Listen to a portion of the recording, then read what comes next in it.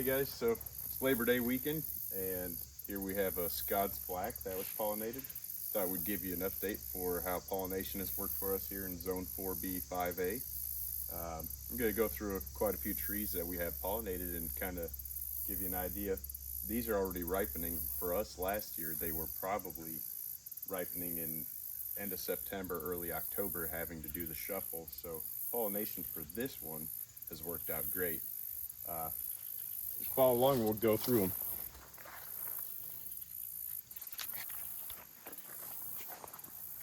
So here we'll go through our Scots Black.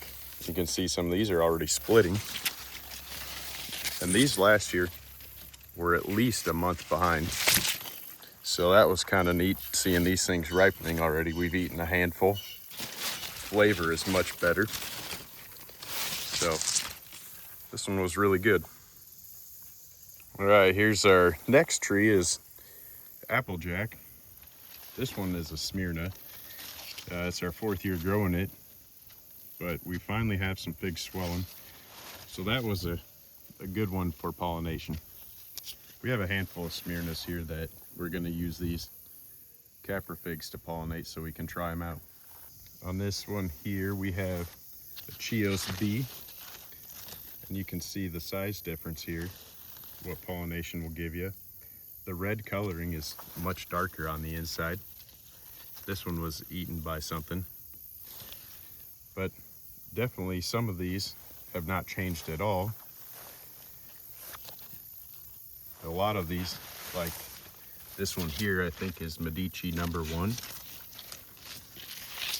Show you the tag. And these ones, you can tell which ones are pollinated by the color. About 1 to 2 weeks after pollinating, these kind of turned yellow while the rest remained green.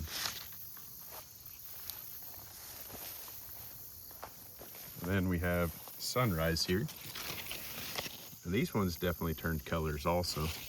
Anything pollinated got a yellow coloring on it. Some of these, like this Violet Support, split real bad. This is my first year ripening any, so I can't say whether that was the pollen or not. So move down the line here. All right, here is a Constantine de Algérie. This one I pollinated a majority of these, and it is a heavy producer already. But the size of these figs, so far we've been closing in on 160 grams.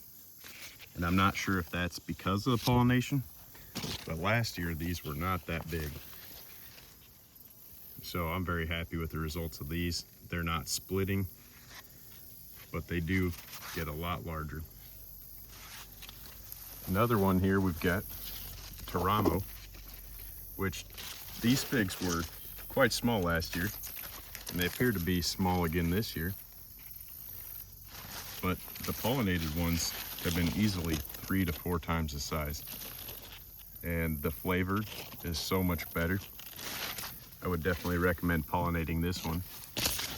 You see they're quite small, and last year they only got maybe double this size, 50% bigger, whereas the pollinated figs here, 3 to 4 times the size of before swelling. All right, here we got our Panache. And these ones last year dropped off every single time there was a dry period and a hot period. These would fall off. So we decided to pollinate every single fig here. And they all pretty much stayed together from the other side here. But they did turn quite yellow, and they're splitting. But they're all on here. So I was kind of happy that they all stayed on and didn't fall off. And here we got a Campaneri. These ones, the texture was much denser, but other than that, there wasn't a whole lot of difference. All right, here's Unknown Pastillier. This one, figs are just falling off left and right. No ripening. This one I bought as supposedly a rain tree, but it turned out that this was not. So I pollinated a handful, and I've been eating these, and these are some of the best tasting figs you can get. I don't know if I'd ever go without this one, even with the effort of pollinating after this year. Here we have Maroc Nor, and these ones were dropping off kind of close to the same time as I was getting pollen. So we went ahead and pollinated a few. I don't know how well it's gonna work, but they stopped falling off when I started pollinating, so I believe this one is a Smyrna. So we'll see how well they turn out. And here we've got Iranian candy. Most everyone knows it. These were kind of gold inside last year, a little pink coloring, and this year pollination has made them split wide open, and they're bright red once they're fully ripened. They taste so much better, but I've yet to find one pollinated fig that's not split. Size-wise, they're pretty close to the same. Just they're not ripening well enough to eat as the split dries out. But we're going to share these seeds also to the Fig Fanatic group, being an early cold hardy type fig. So getting some varieties like these growing, new ones would be great. We've got Hative d'Argentile, or HDA. We've eaten a handful of these, and I don't remember if I pollinated every single one, but I haven't really noticed any difference in any of these. They all kind of ripen the same time frame regardless if they're pollinated, from what it looks. Not a whole lot of difference in size. Flavor's good either way. This one here's an Adelina. And pollinated, these things were almost double the size. See if I can find one of each. So this is about what normal size is here. And we'll find this one here is pollinated, and most of these here are pollinated also. So this one doubled in size. Flavor is much better than the standard Mount Etna. But Natalina is a good early fig, especially for our cold zone. And here we've got the Fig Hunter 72 Firehouse. So this was our only pollinated fig. And so far, every single one not pollinated has dropped off. There's reports of this being common, but right now I'm finding that it's a Smyrna. So I've dropped about 20-30 figs off this tree and 20 to 30 off another tree. And we have one single ripening fig. All right, one of the last ones that has a huge difference in pollinated or not is the Fig Hunter 6572, or Fig Hunter Sisters. And we've got, well, chickens seem to have got that one. But these ones get a whole lot darker. Normally they're kind of a light yellow with just some sugar spots. But the pulp gets a dark, deep red color. And the skin gets dark. And the pulp coloring bleeds through the skin. Flavor is so much better also. All right, this is one of our last rows for pollination.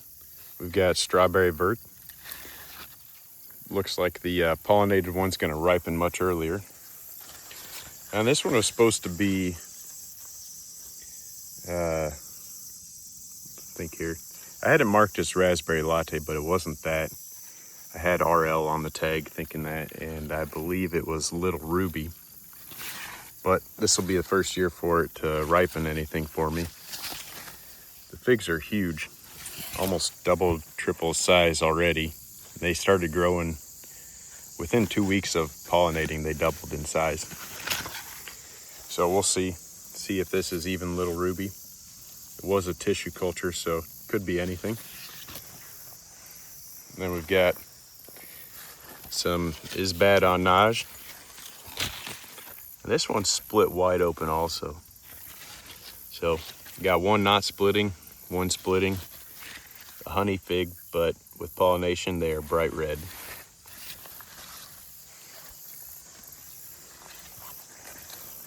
Then I think this might be my last one that I pollinated. And this one here is Jack Lily. These ones aren't pollinated, but the pollinated I eaten already were double this size.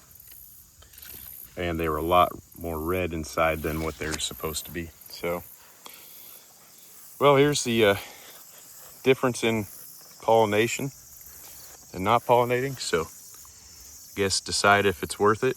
We'll go check out one last one. And this one is a crazy difference. All right, and the final tree that I'm going to show you guys of pollinating is LSU Gold.